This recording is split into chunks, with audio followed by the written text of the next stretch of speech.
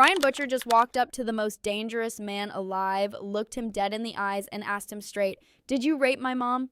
And what he got back wasn't an answer. It was 10 punches to the face, so brutal that by the time it was over, the kid who can bench press a tank was lying in the dirt, barely breathing. Meanwhile, the virus is gone, Stan Edgar is captured, Starlight just walked out on Huey, and Homelander is one step closer to becoming an actual immortal god. Episode 3 of The Boys Season 5 is the one where everything the boys have been building starts crumbling in real time, and it is absolutely vicious about it. So let's break down every single detail, every hidden connection, and every theory you need to know heading into Episode 4. Let's start where the episode ends.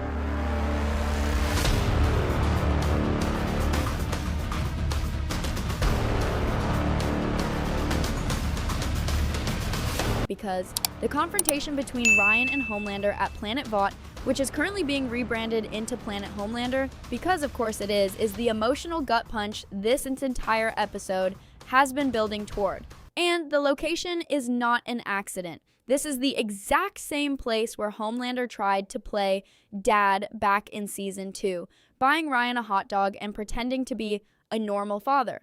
Now they're back, except this time Ryan isn't a scared little kid looking for approval. He came with a question that's been burning a hole through him since the moment he found out what his father did to his mother. He asks Homelander point blank whether the act was consensual. Homelander's response, "She came on to me," is the kind of gaslighting that would make your stomach turn even if it came from a regular person. Coming from a man with laser eyes and zero accountability, it's something else entirely. Showrunner Eric Kripke has been explicit about what actually happened to Becca Butcher, and the show doesn't let Homelander off the hook here, even for a second. Ryan doesn't buy it, and that disbelief is what breaks the fragile transactional peace between them. What follows is one of the most one-sided fights the show has ever staged, which is saying something given that we've watched this man tear people apart with his bare hands. Ryan lands a hit that actually draws blood, and for a short electric moment you think maybe, just maybe. But then Homelander recalibrates, and what comes next is 10 consecutive punches delivered with the kind of cold mechanical fury that isn't even really about Ryan anymore. It's about Homelander refusing to be questioned, refusing to be held to any standard by anyone, least of all his own son. Ryan is left broken on the ground, which Butcher later finds using the transmitter he secretly planted on the kid at the bar. By the way, Eastern Avenue, the street reference in that scene, is a real road in Toronto, near where the show actually shoots just a little detail the writers love to slip in. But here's what makes this scene more than just a brutal action beat. Ryan came into this confrontation having been manipulated by two men who both claimed to love him. Butcher told him he was strong enough to fight Homelander, that it was his destiny to take his father down. None of that was true. Butcher made it up entirely because Ryan is the only bait that can lure Homelander out of Vought Tower. He has no virus, he has no backup plan, he has a sick, desperate gamble dressed up in the language of fate and justice, and a teenage kid who desperately wants to believe someone in his life is telling him the truth walks straight into it. Ryan has now been let down catastrophically by every single father figure in his life, his biological father who beat him half to death, and the man who was supposed to be better, who used him like a chess piece. The chain of abuse in this show has never been more literal than it is right now. While Ryan is getting the worst beating of his life, the boys are dealing with a disaster of their own making, except this one hits the mission where it hurts most. Dr. Samir Shaw and Zoe Newman have vanished.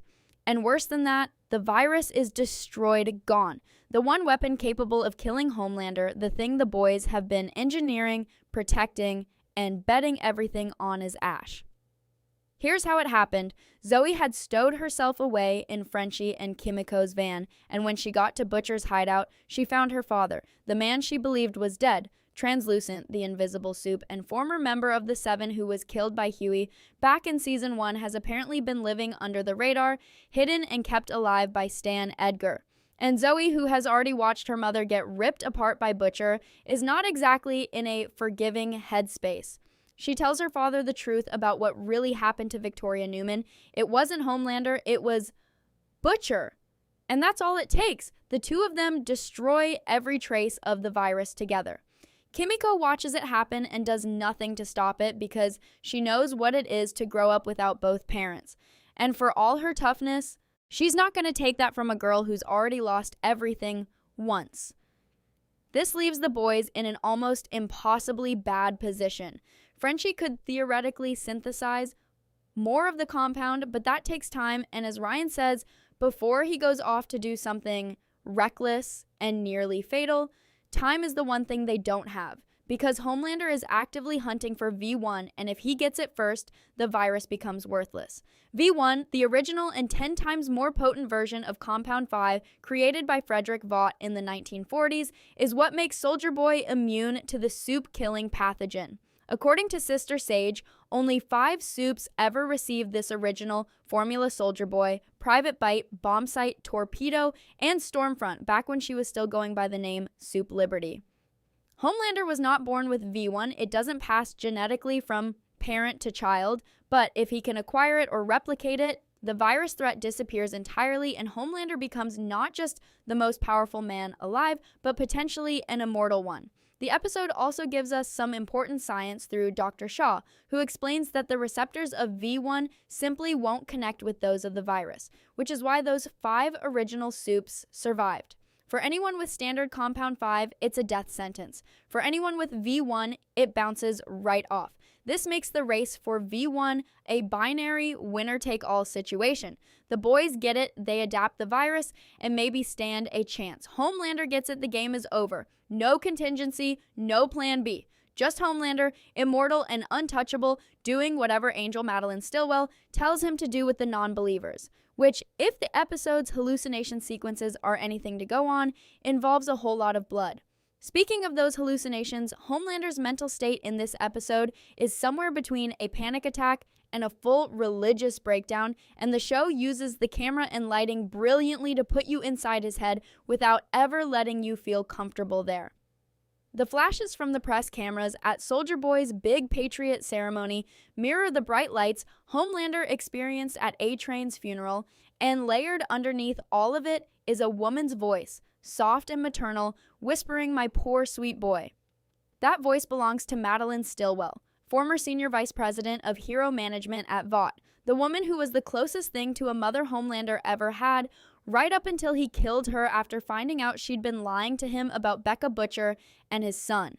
Madeline has now graduated from mirror hallucination to full angel. She appears to him as this luminous, almost divine figure, and critically, she offers him a vision of ascension rather than punishment. She tells him V1 is his destiny, that immortality is not just possible, but ordained. And between flashes of Stan, Edgar, Soldier Boy, and A-Train calling him a pathetic loser, she is the only voice offering comfort. That is a deeply unsettling dynamic because it means the most dangerous impulses Homelander has: mass murder of non-believers. The purging of anyone who doesn't worship him are being filtered through the image of the one person who ever made him feel loved. The show has always been careful about making Homelander's psychology traceable. His abandonment as a child, raised as a science experiment, and betrayed by everyone close to him, that's not an excuse, but it is an explanation. And Angel Madeline is the logical, terrifying conclusion of what happens when a man with godlike power builds his entire identity around the need to be loved. Meanwhile, the dynamic between Homelander and Soldier Boy continues to be one of the most toxically entertaining things on television.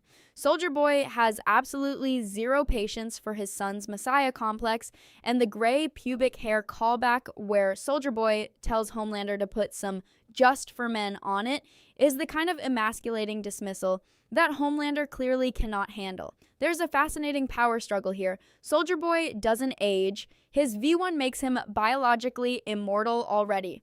So he genuinely has no urgency about taking down Homelander because time is entirely on his side. It's only a matter of waiting for all of Homelander's pubes to go gray, his words, not mine.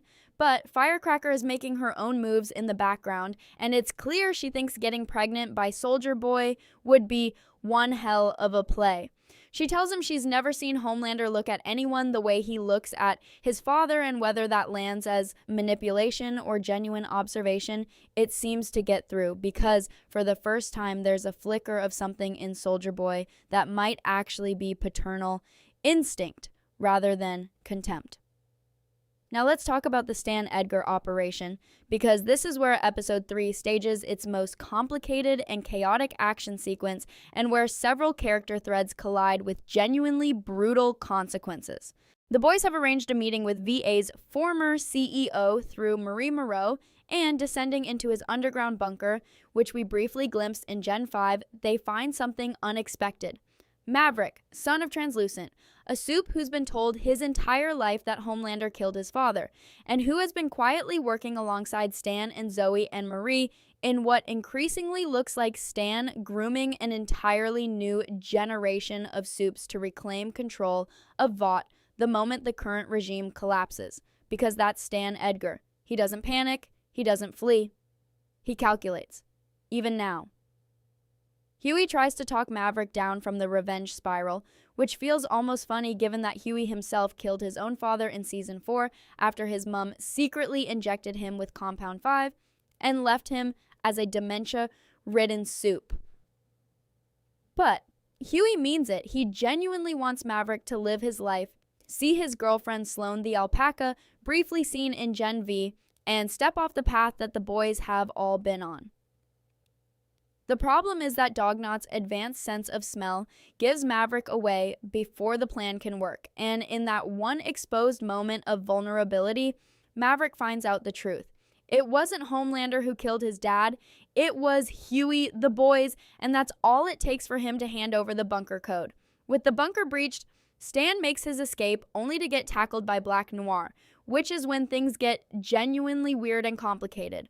Because most theories at this point believe that the Black Noir currently operating under Homelander's command is not the original. The nonverbal return, the behavioral shift compared to his talkative Season 4 self and his Gen 5 Season 2 appearances, something is wrong. Is it Sam Riordan who has similar abilities? Could it be Homelander's clone, which would track with the comics even if it feels like a shortcut for the show? Polarity was in proximity with Sage and Noir in Gen 5 Season 2. The Deep desperately trying to claw back some of Homelander's goodwill after last episode's brutal demotion uses Maverick's Halothane canister to knock out Noir and takes personal credit for capturing Stan Edgar. It is an act of pure, shameless opportunism, which honestly is the most in-character thing the Deep has done all season. And then Cindy, in a moment of complete inadvertent chaos, kills Maverick not knowing he was invisible and in the path of her attack. Starlight, believing Huey is dead, snaps Cindy's neck on the spot. It's one of those awful compressed sequences where 5 things happen in 30 seconds and all of them are irreversible. The bunker mission was supposed to be a win. It ends with 2 soups dead, Stan in Homelander's custody, and the boys down another ally. Underneath all of the episode's chaos is a thread being quietly pulled that could reshape the entire endgame, and it runs through a place called Fort Harmony. Mother's Milk, working through a stack of heavily redacted documents with more blacked out text than the Epstein files, manages to identify Fort Harmony as a former government facility once known as the John Lincoln Clem Army Hospital. If that name sounds familiar, John Lincoln. Clem was a real historical figure, considered the youngest person ever to serve in the United States Army at the age of 9. The parallel to Soldier Boy, another American military legend, shaped by violence at an unnaturally young age, feels very deliberate. And the implication that Fort Harmony might be the place where Soldier Boy was first administered V1 adds an enormous amount of weight to the location. The partially unredacted file that Frenchie manages to recover is disturbing in a specific methodical way. It describes a scout troop that went missing in and around Fort Harmony in 1963, only to be found later with their ribs ripped open. Either they were attacked by something contained within the facility, or they were used as test subjects for Frederick Vaught's continued research on Compound 5. Given what we know about Vaught's documented history of experimenting on concentration camp prisoners, a prisoner formed from the Dachau concentration camp appears among Stan's documents. The latter is not only plausible but consistent. Fort Harmony is beginning to look less like a military hospital and more like the original site of Project Odessa, Vaught's first attempt to build a god-tier suit for military use, and it could be where a supply of V1 is still sitting, undiscovered and protected by whatever it is that ripped those children apart in 1963. The trailer footage for upcoming episodes gives us a few more threads to pull. The boys appear outside what looks almost certainly like Fort Harmony, with dead animals scattered across the ground in a radius that suggests something with tremendous power or a deeply wrong biology. Homelander and Soldier Boy are seen arriving at a similar location separately, meaning the race for V1 is now literally a race converging on the same physical point. Mr. Marathon, a former member of the Seven last seen entering the Global Wellness Facility in Malibu, reappears alongside both of them, suggesting this search for the original formula is pulling in players from across the entire history of the show. There's also a shot of Butcher strangling Huey in what appears to be the interior of a science lab with restraint tables, the kind designed for experimenting on humans. And finally, Homelander sitting behind the president's desk in the Oval Office. Whether that's real or another hallucination is the question. But given the way this season is moving, the terrifying answer might be both. The boys have never been in a worse position. Ryan is barely alive. The virus is gone. Stan Edgar is in Homelander's hands. Starlight has walked away from Huey because watching him almost die is something she can't survive emotionally. And Homelander, guided by the angelic vision of the woman he murdered, is more convinced than ever that he is on the right side of destiny. What comes next has to be a reckoning for every character, every lie, every debt this show has been running up since season 1. But what do you think? Does Ryan survive long enough to matter? Is Fort Harmony the key to everything? And who is actually inside that black noir suit? Drop your theories in the comments, like and subscribe for more updates.